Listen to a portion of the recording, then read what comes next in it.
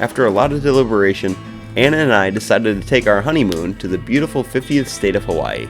During the trip, we dove deep into the natural wonders of Hawaii and took in all the beautiful views and wildness of the islands. While we were there, we visited 3 of the islands. The first was Oahu. Oahu is the most populous of the Hawaiian Islands with just over 1 million inhabitants. After our 9-hour flight, in which we got served 2 meals and free cocktails, we stayed our first night in Waikiki. We stayed near our Airbnb the first night, and after I woke up in the middle of the night, thinking it was 7 a.m., and also woke up Anna, thinking we were late, she kindly reminded me that my watch was incorrect, and it was indeed 3 a.m. So after heading back to sleep, we did wake up at 7 a.m. island time, and hiked up Diamond Head, which is right next to Waikiki. After taking in the view of Waikiki Beach in downtown Honolulu from pillboxes built in the early 1900s, we checked out the famous Waikiki Beach, and it was beautiful. We seen many surfers and palm trees contrasted with the tall buildings. It was quite a sight. We wanted to get out of the city and see more of the island, so we got some advice from a local at the market and headed to Lanikai Beach. This is located on the east side of Oahu. We snorkeled for the first time here and spent most of the afternoon lying on the beach. Next we headed back to where we thought we were going to stay for the night, but after realizing the west side of Oahu is less than ideal for camping, we found a last-minute Airbnb and headed for the North Shore. And boy, the North Shore didn't disappoint, because the next morning we had a big day. It was our shark diving experience. Anna and I both had high hopes for the tour, and the sharks didn't disappoint. We couldn't believe how many sharks there were, and how close they got to us. We've seen 3 varieties on the tour: lemon sharks, sandbar sharks, and hammerhead sharks, which the guide said were pretty rare to see. The sharks congregate here because there's a ledge that drops from 200 to 600 feet, and that's where all the fish are, hence the sharks. The guide said it was completely safe to jump in, so that's what we did. This was definitely a highlight of the trip.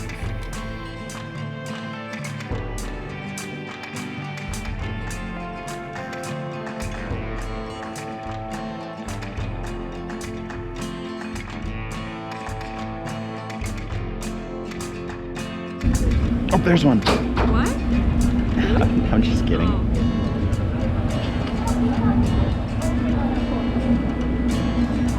Oh my gosh. Holy shit, there is one.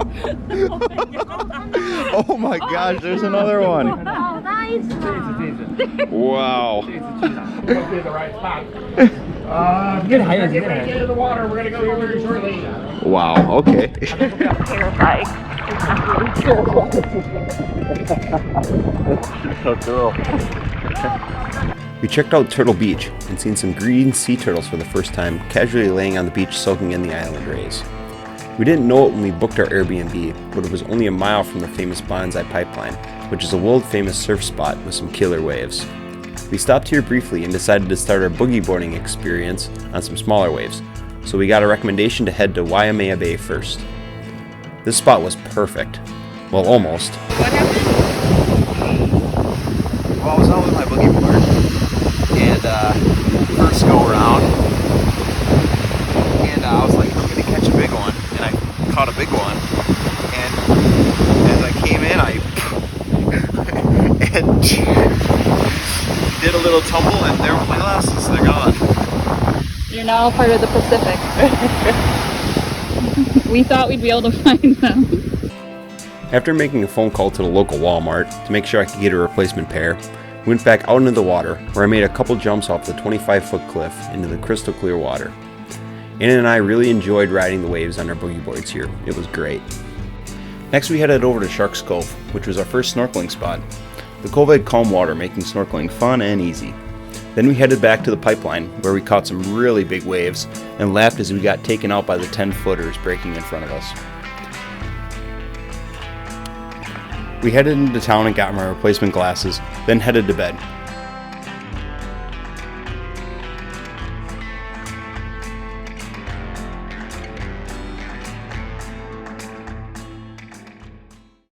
The next morning we headed off to Paradise, the island of Maui, and was greeted with our rental car being cancelled. While we sorted this out, we took an Uber over to a food truck stand and got lunch. We ended up getting an upgrade and went and got Hawaiian shave ice, and it was delicious. Once we got our bearings, we headed towards our campsite for the night. Along the way, we stopped at the Maui Blowhole and encountered a sudden squall. Get that little squall! They come on you fast! And they leave you fast! And just like that, we were soaked and enjoying a beautiful Maui sunset. What happened? We went to the blowhole while it was raining, and then when we got back to the car, it stopped. So we're soaked and muddy. I think there's a rainbow out there. There's a freaking rainbow.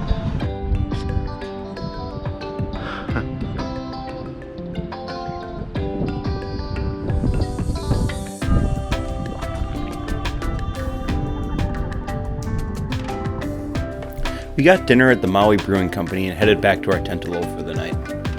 It rained throughout the night, and we were woken up by some rambunctious roosters crowing at 3 a.m., which would end up being a staple for Maui. The rain continued throughout the next day as we did our best to explore the island. Oh God! I just want to be dry. All right, that was a failure. It took like 2 seconds and we got drenched. We tried to go to the summit of Halolaklia National Park, but were turned away 2 miles from the summit. Then we pivoted and checked out a couple beaches. One was a black sand beach. Then caught a happy hour right on the ocean. We went to bed hoping for some better weather to come our way. Thankfully it did, and we woke up early to hike the Waihi Ridge Trail. It looked like something out of Jurassic Park.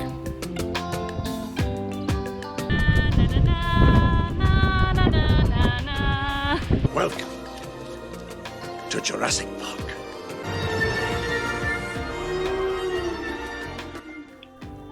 This was a perfect way to start a great day. After the hike, we decided to take another run at Halolaklia, and lucky for us, the road was open and it was sunny and clear, just a little windy. We drove to the summit, then hiked 2 miles down into the crater. This really was a unique, beautiful hike.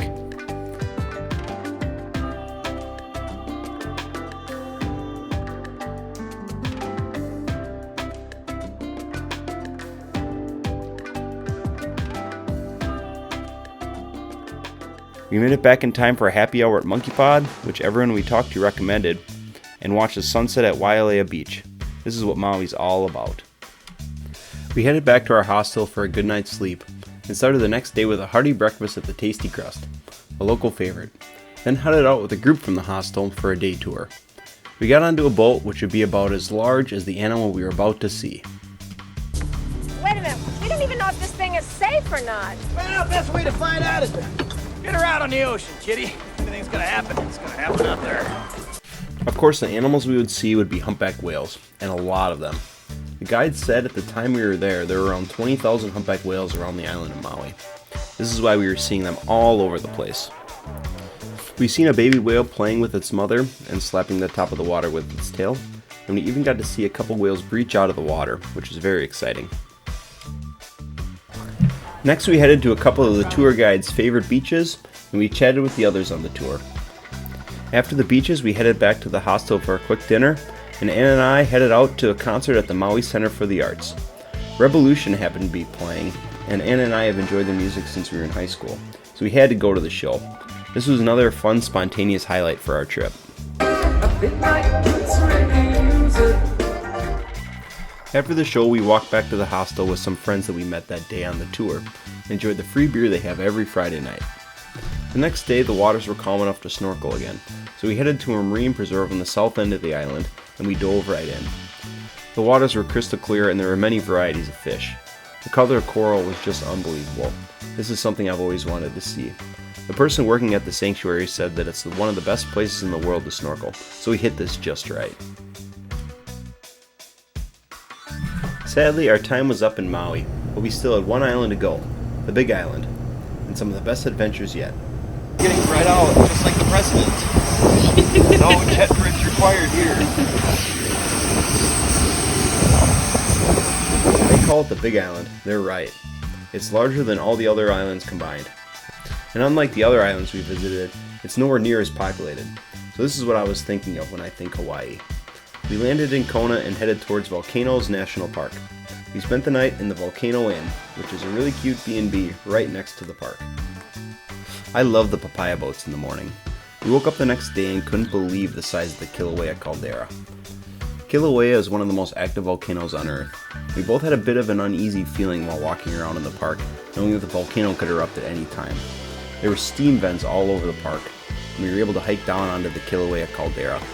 This was really cool being so close to where New Earth is made. We ran into more rain the first day in the park. Of course, this rain didn't start until we were around 3 miles into the Kilauea Iki Crater trail hike. I'm having fun. And we were out on the crater with no cover, so we got soaked. Again. Smile. Hi. Welcome to our home. This taco, Tacoma. I've changed into my swim trunks because I got soaked on the last hike. And now we're gonna see a lava tube. We changed, regrouped, and made our way down the Chain of Craters Road to the ocean where visibility improved. Along the way, we stopped at the Thurston Lava Tube and seen some ancient petroglyphs, as well as some sea arches along the ocean. The next day, the weather improved, and we were able to do more hiking in the park. We seen the Kilauea Iki Crater up close, in dry clothes this time, and explored the steam vents and sulfur banks in the park. I farted.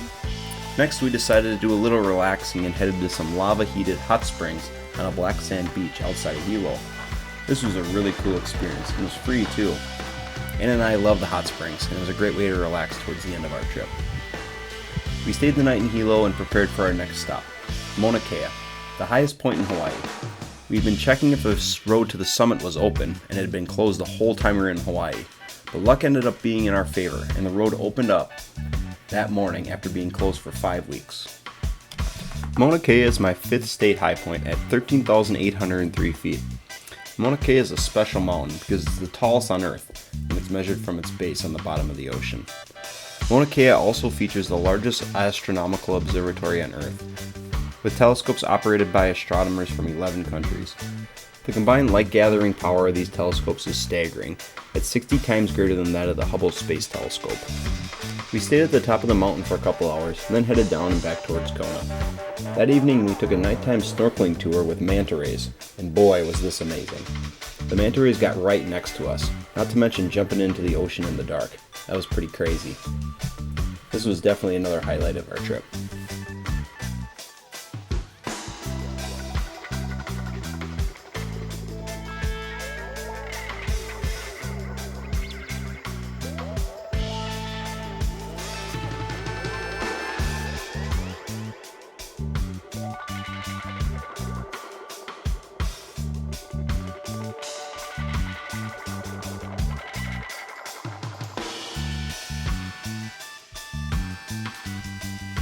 Sadly, we had reached our last day in Hawaii.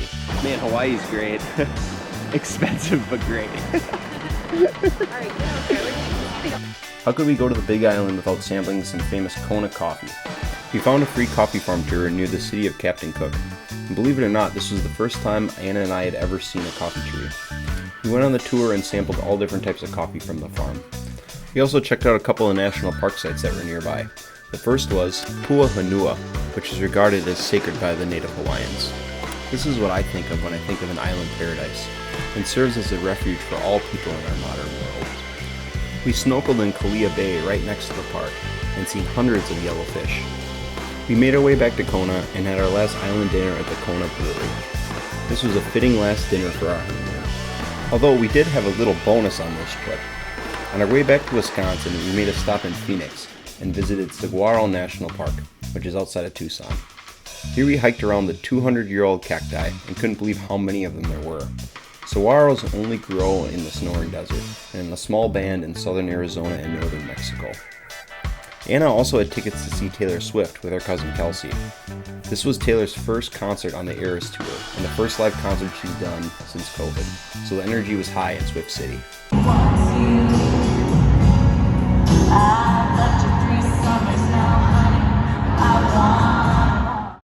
And that about does it. What an amazing trip. I have to say that each island had things that we loved, and I really can't pick a favorite. But I'd say that the scenery was best on Oahu, we had the most fun on Maui, and preferred the wildness and overall vibe on the Big Island. But you'll just have to go and visit them for yourself. I hope you enjoyed this quick recap, and as always, we'll see you on the trail.